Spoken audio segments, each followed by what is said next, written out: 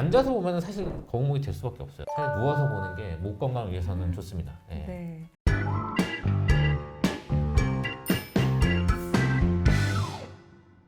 안녕하세요. 하이닥 건강 전문 아나운서 임지은입니다. 오늘은 거북목에 대해 살펴볼 예정인데요. 김동욱 원장님과 함께합니다. 원장님 안녕하세요. 안녕하세요. 네, 시청자분들께도 소개 부탁드립니다. 안녕하세요. 저는 정형외과 전문의 김동욱이라고 합니다. 일단 가장 먼저 많은 네. 분들이 알고 계신 거북목과 일자목 어떤 차이가 있나요? 거북목은 자세를 지칭하는 거고요. 고개가 앞으로 빠져 있는 자세를 이제 거북목 자세라고 하고요. 그다음에 일자목은 엑스레이를 찍어보면 경추가 정상적인 커브는 이제 C자 커브를 이루고 있습니다. 근데 일자로 돼 있을 때 우리가 일자목이라고 지칭을 하는 거고요. 근데 이게 자세가 계속 안 좋다 보면 그 일자가 역시자가 돼서 이제 그런 커브를 이루기도 하는데 그런 경우도 거북목이라고 저희가 얘기를 하고 있습니다. 그럼 이 거북목이 장기적으로 이어지면 또 어떤 네. 문제가 발생하나요?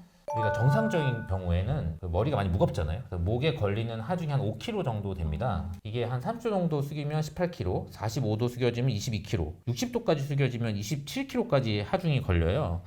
그러면 우리가 60도까지는 뭐 거의 없겠지만 30도나 45도 정도 숙이고 일을 하는 경우는 많이 있단 말이에요. 그럼 우리가 목이 평소보다 한 3배에서 4배 정도 일을 계속 하고 있는 거잖아요. 그렇게 되면은 당연히 디스크에 가해지는 압력이 커지니까 디스크 질환이 더 빨리 진행할 수 있고요. 그다음에 경추에도 관절이 있는데 그 관절에 하중이 오래 걸리다 보니까 관절염이 빨리 올 수 있습니다. 그다음에 이게 경추는 뼈만 있는 게 아니라 주변에 목 근육도 많이 붙어 있잖아요. 그럼 이걸 숙이고 있으면 이 목이 계속 긴장도가 올라가기 때문에 이제 오래되다 보면 근막 통증 증후도 생기고요. 이제 환자분들이 어떻게 호소하시냐면은 나 여기 고만머리가 올라 있는 것 같다. 이런 표현을 많이 쓰세요. 그런 정도로 되게 통증을 심하게 느끼시고 정말 일상생활에 지장을 많이 초래합니다. 그리고 이게 심한 분들은 또 이 긴장성 두통까지 생기세요. 후두통이 많이 오지만 뭐 심한 분들은 이 앞까지 올라와서 눈알이 빠질 것 같이 아프다 이런 분들도 있고요. 그다음에 아까 말씀드린 대로 우리가 C자 커브면은 신경이 별로 안 눌리는데 이제 역C자 커브가 되면은 디스크가 뒤로 튀어나오기 때문에 신경을 누를 수도 있어요. 그런 경우는 이제 팔 저림 증상이 생긴다거나 팔에 힘이 빠진다거나 이런 증상까지 생길 수 있기 때문에 장기적으로 봤을 때 방치하면은 나중에 큰 불편감을 초래하는 그런 질환까지 발전할 수 있습니다.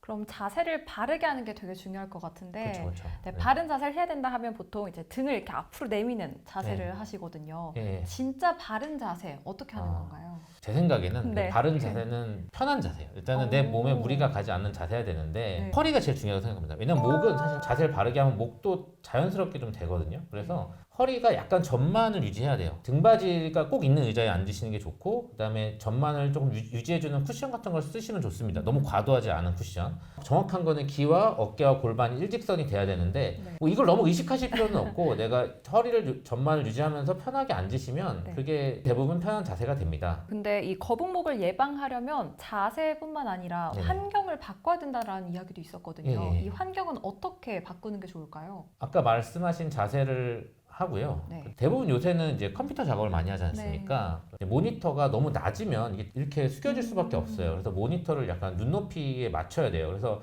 대부분 책상의 모니터 높이가 낮기 때문에 밑에 뭐 모니터 책상을 또 이렇게 따로 놔서 모니터 높이를 좀 높여서 눈높이보다 약간 낮은 정도를 하시는 게 좋고요. 그 다음에 마우스나 키보드가 너무 멀면 이렇게 됩니다. 그래서 마우스나 키보드가 좀 몸 쪽으로 오게 해서 팔꿈치가 90도나 뭐 90도 조금 안 되는 정도, 그 정도로 해서 이제 작업을 하시는 게 좋고, 그다음에 또 하나 우리가 스마트폰을 많이 보지 않습니까? 근데 스마트폰을 보통 이렇게 봐요. 그러면 이게 자연스럽게 거북목이 되거든요. 네. 그렇기 때문에 사실 저는 환자들한테 누워서 보시라고 차라리. 오. 누워서 보면은 이게 거북목이 안 되는데 앉아서 보면은 사실 거북목이 될 수밖에 없어요, 스마트폰이. 네. 그래서 차라리 누워서 보는 게 목 건강을 위해서는 좋습니다. 네. 네. 그러면 또 이 영상을 시청하시는 분들이 지금 바로 실천해 볼 수 있는 스트레칭, 네. 거북목에 좀 도움이 되는 스트레칭 있을까요? 네. 앉은 자세에서도 간단히 할 수 있는데요. 이 어깨를 뒤로 좀 젖히시면 이 견갑골이 뒤로 모입니다. 그래서 견갑골 뒤로 모은 자세, 팔을 올리셔도 되고 팔은 내리셔도 됩니다.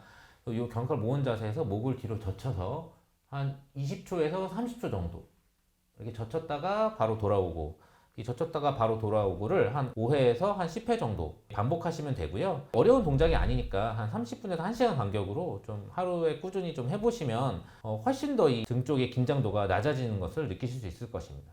사실은 뭐 일어나기가 어려우시면 앉아서 하지만 만약에 일어날 수 있는 상황이라면 일어나서 허리까지 같이 좀 해주시면 허리 전만까지 하면서 이제 맥켄지 운동이라고 그러거든요, 이거를. 네. 그래서 허리 전만까지 유지를 해주시면 목하고 허리가 다 좋아질 수 있는 그런 운동이라고 생각합니다.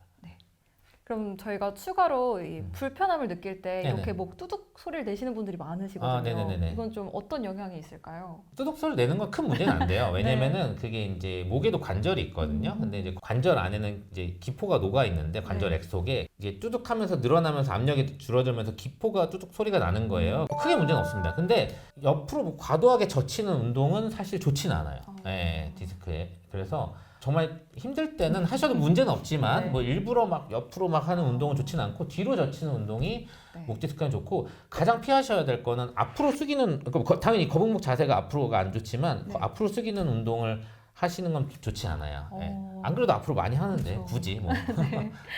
알겠습니다. 그럼 이제 마지막으로 오늘의 포인트를 짚어주신다면요? 이제 사실 뭐 거북목증이 어떻게 보면은 대단한 질병은 아니지만 현대인들이 많이들 그런 자세를 유지하고 있기 때문에 장기적으로 봤을 때 문제를 일으킬 수가 있어요. 그래서 아까 말씀드린 스트레칭을 꼭 한 1, 2분이라도 생각날 때마다 장기적으로 하시면 큰 효과를 본인이 느끼실 수 있을 것 같고요. 그다음에 또 하나가 유산소 운동을 하시는 걸 좀 추천드려요. 유산소 운동을 하시면 물론 뭐 전신 폐활량이나 뭐 전신 건강에도 좋지만 이 목이나 등 근육이 많이 이완됩니다. 그래서 유산소 운동, 뭐 기본적으로 달리기 같은 거 있겠죠. 그런 운동 많이 하시는 게 사실은 이 거북목에도 도움이 됩니다. 그래서 뭐 바른 자세와 스트레칭, 주기적인 간단한 유산소 운동이 이제 장기적인 뭐 목이나 허리 건강을 위해서 도움이 많이 되실 것 같습니다. 원장님과의 대담 여기서 마무리하도록 하겠습니다. 감사합니다. 아, 네, 감사합니다. 네, 오늘 거북목에 대해 아주 자세히 살펴봤는데요. 저희는 다음 시간에도 건강하고 유익한 정보로 돌아오겠습니다. 지금까지 김동욱 원장님과 아나운서 임지은이었습니다. 고맙습니다.